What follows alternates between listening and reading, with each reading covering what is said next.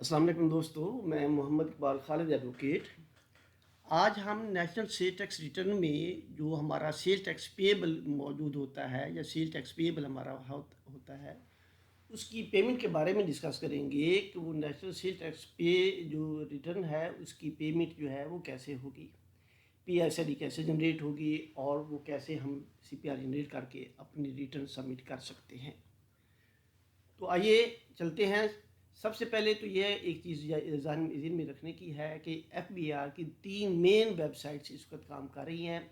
fbr.gov.pk जो आपके सामने खुली हुई है, इसमें एफबीआर के तमाम income tax ordinance, sale tax acts और दूसरे भी तमाम एक्ट्स वगैरह और तमाम इंफॉर्मेशन मौजूद हैं। तमाम सर्कुलर्स, तमाम नोटिफिकेशन इसी में पाई जाती हैं। कोई भी नई इन्फॉर्मेशन आती है तो इसी टैब में, इसी वेबसाइट पे मौजूद होती है।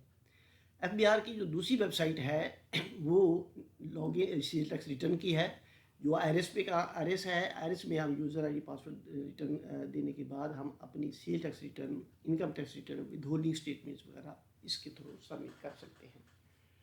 हमारी जो तीसरी वेबसाइट इस पे काम करती है वो e.fbr.gov.pk है कि इस पे आके आप अपना जो है यूज़र आईडी पासवर्ड दे के तमाम इनकम टैक्स, सेल टैक्स वगैरह तमाम की पेमेंट्स आप इसके थ्रू कर सकते हैं। जब आप इसको लॉगिन करते हैं तो लॉगिन करने के बाद हमारे सामने ये विंडो खुल जाती है। तो इसमें ई पेमेंट में आते हैं। ई पेमेंट में आने के बाद क्रिएट पेमेंट जाके हम अपने किसी भी किस्म का सेल टैक्स है, इनकम टैक्स है, सेल टैक्स विद हेल्ड है या इनकम टैक्स रिटर्न में जो पेमेंट है वो कर सकते हैं।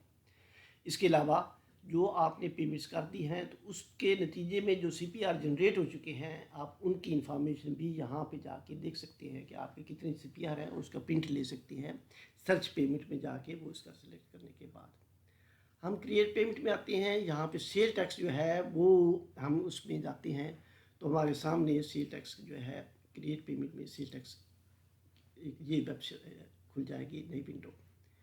इसमें हम सबसे पहले सेल टैक्स ईयर देंगे। उसके बाद जो टैक्स मंथ है कि जिस महीने की आप सेल टैक्स पेमेंट करना चाह रहे हैं वो हम खोलेंगे। फिर सेल टैक्स क्लिक करेंगे तो हमारे सामने ये विंडो खुल जाएगी। इसमें हम देखते हैं कि हमारे सामने तमाम इंफॉर्मेशन जो सेल टैक्स रिटर्न जिसने सबमिट करानी है उसकी तमाम मौजूद है।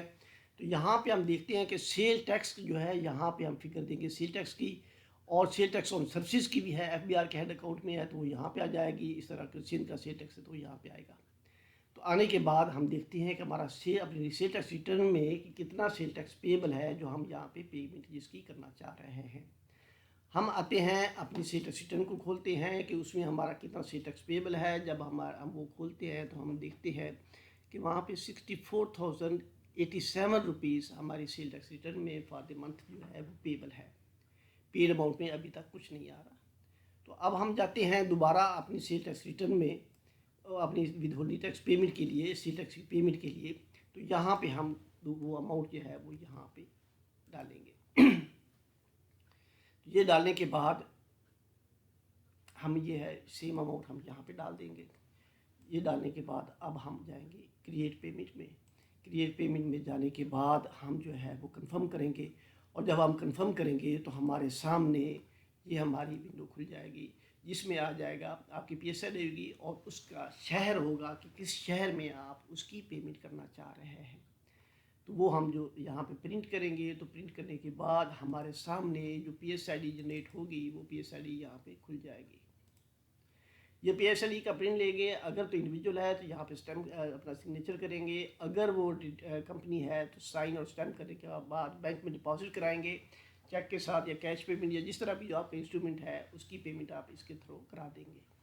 जब ये पेमेंट आपकी हो जाएगी तो उसके बाद और सीपीआर आपका जनरेट हो जाएगा तो आप अपनी नेशनल सेल टैक्स रिटर्न में आएंगे और वहाँ पे जो पेड अमाउंट है उसको हम यहाँ पे कैलकुलेट करेंगे। जब हमने इसको कैलकुलेट, अभी हम पेमेंट में आएंगे। पेमेंट में आने के बाद जो है ये प्लस के बटन को दबाएंगे तो यहाँ पे हमारा सीपीआर जो पे हो चुका है उसको हम सिलेक्ट कर लेंगे। उसको सिलेक्ट करने के बाद हम जाएंगे अपने दोबारा डाटा में और अपना सेल टैक्स जो पेएबल है उसको देखेंगे कि वो पेमेंट हो चुकी है। यहाँ पे आने के बाद हमने कैलकुलेट किया तो टैक्स पेड अमाउंट जो पहले ज़ीरो थी यहाँ पे वो पेमेंट हो चुकी है। इट मीन्स कि आपकी रिटर्न की जो पेमेंट थी वो हो गई है। आप इसको सेव कर सकते हैं। सेव करने के बाद आप इसको वेरीफाई करेंगे और वेरीफाई करने के बाद जो है आप यहाँ पे इसको सबमिट कर सकते हैं।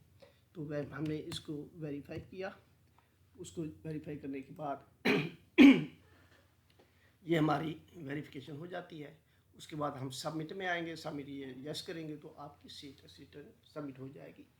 तो दोस्तों हमने ये देखा कि सेल टैक्स रिटर्न के नतीजे में सेल टैक्स कैसे क्रिएट होती है और उसकी पेमेंट कैसे होती है। अपनी दुआओं में मुझे याद रखिएगा। मेरी ये वीडियो पसंद आई हो तो लाइक कीजिएगा और अल्लाह ताला हम सब का हामी व नासर। थैंक यू, जज़ाकल्लाह।